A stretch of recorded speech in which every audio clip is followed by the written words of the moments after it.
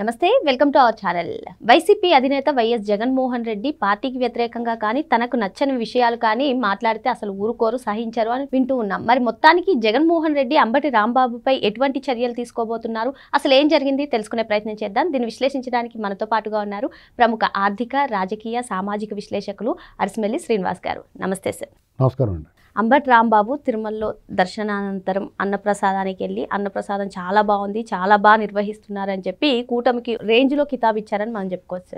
మరి జగన్మోహన్ రెడ్డి గారికి ఆ పార్టీకి వ్యతిరేకంగా కానివ్వండి, లేదంటే ఆయనకి వ్యతిరేకంగా కానివ్వండి, లేదంటే అపోజిషన్లో ఉన్న పార్టీకి సానుకూలంగా మాట్లాడితే ఆయనకు అస్సలు నచ్చదు, వెంటనే యాక్షన్ తీసుకుంటారని చెప్తూ ఉంటారు. మరి ఇప్పుడు అంబటి రాంబాబుపై ఎటువంటి చర్యలు తీసుకోబోతున్నారు? ఇంతకీ అంబటి రాంబాబు వ్యూహం ఏంటి? పార్టీ మారనున్నారా? ఎందుకు సడన్గా ఇటువంటి కామెంట్స్ చేయడం పైన మీ అభిప్రాయం ఏంటి? ఇప్పుడు తిరుమల తిరుపతి దేవస్థానం శ్రీ వెంకటేశ్వర స్వామి కలియుగ వైకుంఠం కలియుగ దేవుడు, ఆయనకి దర్శనానికి వెళ్ళాడు. ఈయన మాజీ మంత్రి గారు కాబట్టి డెఫినెట్గా ప్రోటోకాల్ దర్శనం ఉంటుంది, బ్రహ్మాండంగా ఏదైనా సేవ కానీ మంచి దర్శనం కానీ జరుగుంటుంది. అతనికి ఆలయ మర్యాదలు లాంటి ప్రోటోకాల్ ఏదో కొన్ని ఉంటాయి, అన్నీ జరుగుంటాయి. కాబట్టి సామాన్య భక్తుడికి ఉండాల్సిన దానికన్నా ఎక్కువ ప్రివిలేజ్ లభిస్తుంది. వాళ్ళకి ఎప్పుడు కూడా అక్కడ తిరుమల తిరుపతి దేవస్థానాలు లోటుపాట్లు ఉన్నప్పుడు వీఐపీలకు ఎప్పుడు కూడా ఏ లోటు జరగదు. కాబట్టి దర్శనం బ్రహ్మాండంగా జరుగుద్ది. వాళ్ళకి దేవుడి దగ్గర దండం పెట్టుకుంటారు, కావాలంటే ఒక 5 నిమిషాలు పక్కన నిలబెట్టమంటే నిలబెడతారు, అన్నీ చేసుకుంటారు. అక్కడ అతను దాని గురించి ఏ సెలబ్రిటీ కూడా పెద్ద ఏం మాట్లాడరు, దర్శనం బాగా జరిగింది దేవుడు అని చెప్తారు. కానీ అతను ఒక అడుగు ముందుకేసి నిర్వహణ చాలా బాగుంది తిరుమల తిరుపతి దేవస్థానం గతానికంటే. ఇప్పుడు ఆలయంలో వీఐపీలు వీఐపీ బ్యారక్స్ నుంచి క్యూ లైన్లు వెళ్తున్నప్పుడు కూడా వేరే బ్యారక్స్ కూడా తగులుతాయి, కనిపిస్తాయి. అక్కడ ఆహారం, పాలు ఇలాంటివన్నీ సప్లై చేస్తూ ఉంటారు. వాటిని వాళ్ళు చాలా పద్ధతిగా తిరుమల తిరుపతి దేవస్థానం చాలా చక్కగా సరఫరా చేస్తారు.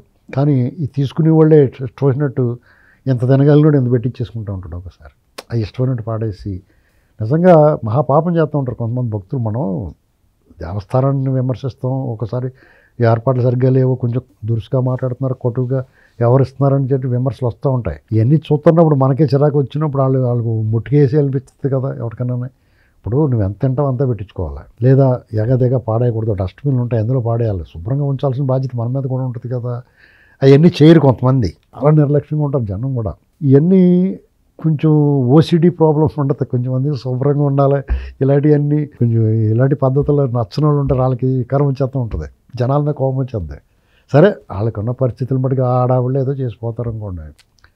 కానీ ఈసారి చాలా బాగా నిర్వహిస్తున్నారు, చాలా అద్భుతంగా ఉంది. అన్నప్రసాదాల విషయంకి వస్తే ఆనాడు ఎన్టీ రామారావు గారు బెంగమాంబ అన్నసత్రం మొదలుపెట్టినప్పటి నుంచి దాతలు అనేక మంది ముందుకొచ్చి అనేక రకాలుగా విరాళాలు ఇచ్చి ఇబ్బడిముబ్బడిగా నిధులు ఉన్నాయి.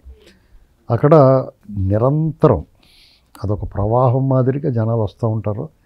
అది వాళ్ళకి 80 నుంచి 90 వేల మంది రోజు భోజనాలు చేస్తున్నారు అక్కడ. నేను కూడా మొన్న మధ్య వెళ్ళినప్పుడు అక్కడ ఆ నిర్వహణ సూపర్వైజర్ లాంటి ఒక ఆయన అడిగాను, ఏంటంటే ఎలా చేస్తున్నారు, చాలా అద్భుతంగా ఉంది కదా దీని సిస్టమ్ ఏంటంటే చాలాసేపు మాకు వివరంగా చెప్పాడు.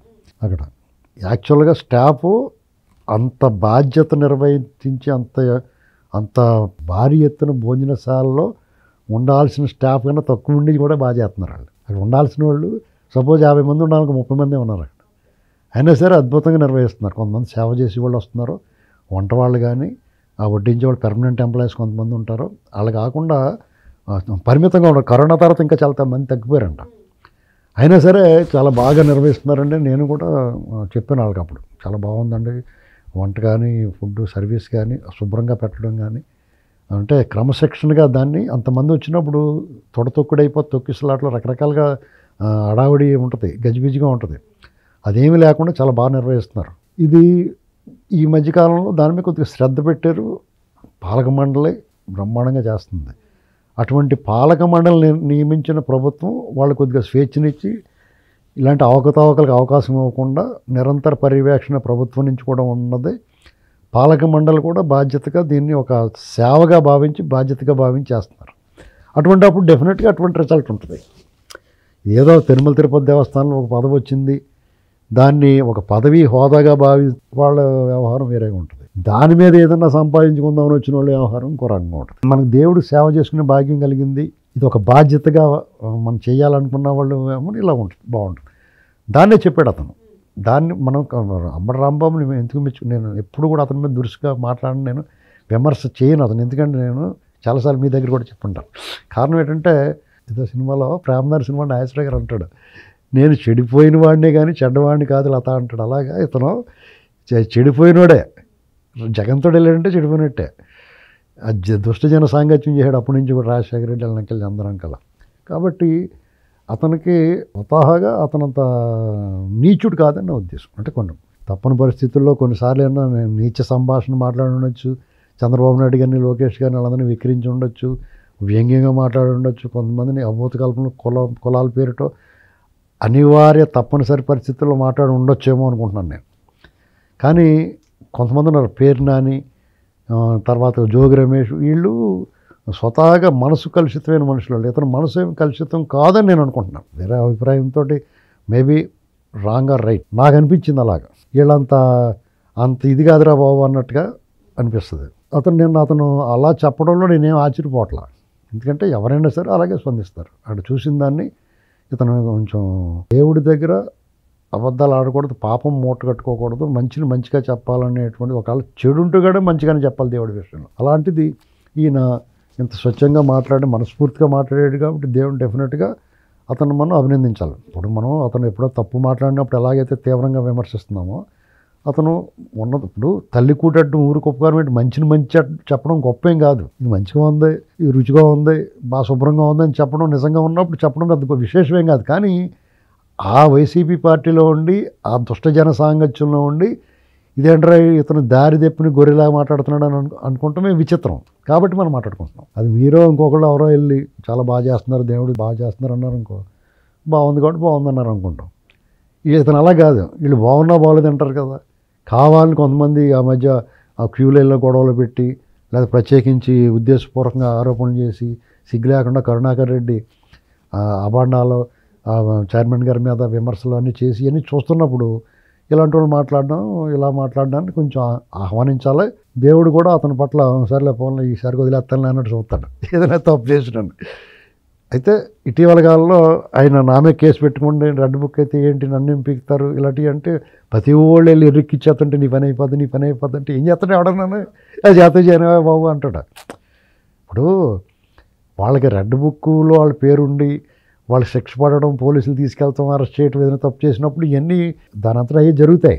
ఈ లోపల జరగకముందే నిన్ను పట్టుకుపోతారంటే నిన్ను కొట్టేస్తారంటే ఇలాంటివి అన్నీ అంటున్నారు ఇంకో ఎవరికైనా చిరాకు వస్తుంది కదా. అందుకని అలాంటి మాటలు వచ్చినాయి అనుకుంటున్నాను నేను. కాబట్టి వాళ్ళందరిలో వైసీపీ తాలూకు దుష్టజన సాంగత్యంలో ఉన్న దుష్టజనుల్లోంచి ఇతను ఒక దారి తప్పిన తెల్లగొర్రె అనుకుంటున్నాను నేను. మిగతా కాబట్టి డెఫినెట్గా నిజంగానే అక్కడ బాగుంది తిరుమల తిరుపతి దేవస్థానంలో. ఈ అంశంపైన జగన్మోహన్ రెడ్డి గారు స్పందిస్తారంటారండి? అతను డెఫినెట్గా కోపం వస్తుంది. ఎందుకంటే ఒక పక్కన చిన్నాన్న సుబ్బారెడ్డి, కరుణాకర్ రెడ్డి ఆ పరకామణి కేసులోను, ఆ కల్తీ నెయ్య ఈ కేసుల్లో రేపొద్దు నుంచి రమ్మని అని పిలుస్తూ ఉంటాయి రేపొద్దున్న సిఐడీలు కట్టడాలని. ఇది డెఫినెట్గా ఇవన్నీ అతనికి తగులుకుంటే బేరం ఆటోమేటిక్గానే. ఇలాంటప్పుడు నీకు దేవుడి దగ్గర నిర్లక్ష్యంగా ఉండడం ఒక తప్పు. దేవుణ్ణి అప్రతిష్ట పాలు చేయాలనుకుంటాం, దేవస్థానం ప్రతిష్టను దిగజార్చాలనుకుంటాం ఒక తప్పు. ఇలాగా కొన్ని రకాల తప్పులు ఉంటాయి. కొన్ని ఇది ఏకంగా దేవుడి సొమ్ము కన్నం పెట్టేయడం, దేవుడు తాలూకు ఆ హోదాని అక్కడ ఉండి మన బాధ్యతని ఇచ్చిన హోదాని అడ్డం పెట్టుకుని వాళ్ళ తప్పులు కవర్ చేసుకోవడం అనేది మహాపాపంగా ఉంటుంది. ఇలాగా దేవుడు కూడా లెక్కేసుకుంటాడు జాగ్రత్తగా. ఇప్పుడు మనకి ఇండియన్ పీనల్ కోడ్, భారత న్యాయ సంహితలో కూడా సెక్షన్ల ప్రకారం ఇంకో ఈ తప్పుకి ఎంత శిక్ష, ఈ తప్పుకి ఎంత శిక్ష అన్నట్టు దేవుడు కూడా లెక్కలేసుకుంటాడు జాగ్రత్తగానే. సరే చూసి చూడకుండా వదిలేద్దాం అనుకునే తప్పులు కూడా ఉంటాయి. తల్లి అతను మారతాడులే అనేటువంటి దేవుడు కూడా చూస్తాడు.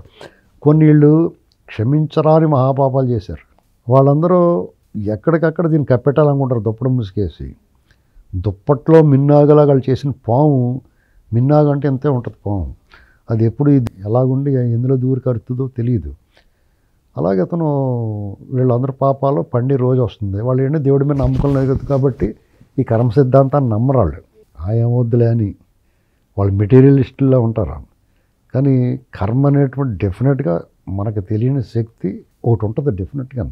ఎందుకంటే మీరు చూడండి, ఒకసారి యాదృచ్ఛికంగా జరిగిన విచిత్రంగా వాడు చేసిన పాపం వాడి కళ్ళ ముందు టపాలమని తగిలేస్తూ ఉంటుంది. అది మనకు అది యాదృచ్ఛికంగా జరిగింది అనుకుంటాం అంతే, కానీ మరి నువ్వు చేసిన తప్పుకే కదా రిజల్ట్ అది. ఇప్పుడు డ్రైనేజ్ మూత తీసి ఉంటుంది, నువ్వు జాగ్రత్తగా చూసుకుని వెళ్ళాలి, నువ్వు ఫోన్ చూసుకుంటే వెళ్తే అందులో పడిపోతావు. అంటే నువ్వు తప్పు చేసావు. నువ్వేం చేసావు, నీ దారిని నువ్వు స్పష్టంగా చూసుకోకుండా వెళ్తున్నావు, నువ్వు తప్పు చేసావు. ఏం తప్పు చేసావు, అప్రమత్తంగా లేకుండా అన్యమనస్కంగా ఉన్నావు ఒకటి. రెండు, నీ దృష్టి పరధ్యాసలో ఉంది. ఆ పరధ్యాస కారణం ఏంటో ఫోను. ఆ ఫోన్ చూసుకుంటే వెళ్తావు, గొదలు పడిపోయావు. దాంట్లో చర్యకి ప్రతిచర్య ఉంది కదా, నువ్వు చేసిన తప్పుకి శిక్ష పడింది కదా. అలాగ ఒక అమ్మాయి ఒక 10 ఏళ్ల క్రితం చెవిలో ఇయర్ ఫోన్లు పెట్టుకుని ఆ ఫోన్లో చూసుకుంటా పాటలు ఏదంటే వెళ్తుంటే నిలబడిందో ఏదో చేసింది. గణేష్ కాంప్లెక్స్ దగ్గర ఇక్కడ హైదరాబాద్లో ఒక కారు రివర్స్ అవుతుంది పైనుంచి కిందకి, అది చూసుకోలేదు అమ్మాయి. అలా హార్న్ కొడుతున్నా వినపడలేదు అమ్మాయి, వచ్చి గుద్ది చచ్చిపోయింది. ఇలాంటివన్నీ ఇది కూడా అంతే విధి. నువ్వు చేసిన తప్పుకి ఆ క్షణం నువ్వు తప్పుకుంటే అది నేను అలాగా వెంటాడుతూ ఉంటుంది. ఇంగ్లీష్ సినిమాలో 3-4 సిరీస్ల కింద వచ్చినాయి, అది మనకు తెలియకుండానే ఆటోమేటిక్గా దెబ్బ అయిపోతాం అంతే. అది తెలియక చాలామంది దేవుడు లేడు, రాళ్ళకి మొక్కడం ఏంటి, నువ్వు రాళ్ళకి మొక్కద్దు దేవుడికి లేడు అనుకోపోని, కానీ నిన్ను వెంటాడైన ప్రతి చర్య వెనకాల దానికి ఒక ప్రతిచర్య ఉంటుంది. నువ్వు మంచి చేస్తే డెఫినెట్గా మంచి వస్తుంది, నువ్వు చెడు చేస్తే ఖచ్చితంగా చెడు వస్తుంది. కొద్దిగా లేట్ అవ్వచ్చు, లేకపోతే ఒక జీవితకాలం కూడా లేట్ అయినా కానీ నిన్ను వెంటపడకుండా వచ్చి జన్మలోనే పట్టుకుంటుంది. ఇది కర్మ సిద్ధాంతం. ఆ కర్మ సిద్ధాంతం ఉన్నప్పుడు మనిషికి ఒక భీతి ఉంటుంది, మనం తప్పు చేయకూడదు అనేటువంటి భావన ఉంటుంది. మనల్ని ఏదో పైనుంచి చూస్తుందిరా బాబు, మన జాగ్రత్తగా ఉండాలండి.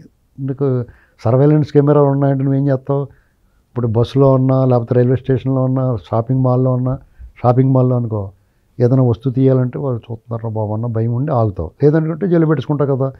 ఆ దొంగ బుద్ధి లేనివాడికి ఏమున్నా లేకపోయినా పర్లేదు. ఆ దొంగ బుద్ధి ఉన్నవాడు ఏం చేస్తాడు, అవన్నీ ఉన్నాయంటే ఆగుతాడు, లేదంటే తీసుకుని జైలు పెట్టుకుంటాడు. అలాగే చీకట్లో కొన్ని తప్పులు చేద్దాం అనుకుంటారు, ఆ చీకట్లో తప్పులు చేసి వాడు వెలుతురులో వచ్చినప్పుడు జాగ్రత్తగా ఉంటాడు. ఇలాగా ఆ భీతి ఉండాలి, పాప భీతి, తప్పు చేయకూడదండి, లేదంటే ఈ సమాజం ఛిద్రమైపోద్ది. ఇప్పుడు చట్టాలు, రాజ్యాంగము, చట్టాలు మాత్రమే అందరినీ కాపాడలేమండి. మనిషికి మనసే ఒక జడ్జి. ఆత్మపరిశీలన ఉంటుంది కొంతమందికి, అప్పటికప్పుడు లేకపోతే తర్వాత పట్టి కుదిపేస్తూ ఉంటుంది వాళ్ళకి. ఈ చట్టాల నుంచి తప్పించుకున్నవాడు కూడా ఆ మనసు అంతరాత్మ నుంచి తప్పించుకోలేడు, అతను వేధిస్తుందన్నమాట. కాబట్టి రాంబాబు అయినా లేకపోతే ఎవరైనా పశ్చాత్తాపం పడవచ్చు, పరివర్తన రావచ్చు, లేదా మళ్ళీ స్వార్థం దాన్ని జయిస్తే, లేదంటే అవకాశం మళ్ళీ వస్తే తన బుద్ధి మళ్ళీ బయట పెట్టుకోవచ్చు. అది అంచేత రాంబాబు గారు అలా మాట్లాడిన దాంట్లో పెద్ద విచిత్రమే లేదు, బాగుంది కాబట్టి బాగుందని చెప్పాడు. కాబట్టి నువ్వు చాలా సూపర్ అనక్కలేదు మనం. అలాగని చెప్పేసి అతను మెచ్చుకోవాల్సింది ఏంటంటే బాగున్నా బాగోలేదని చెప్పలేదు, అందుకని మెచ్చుకోవాలి. మరో అంశంతో మళ్ళీ కలుద్దాం. Thank you sir.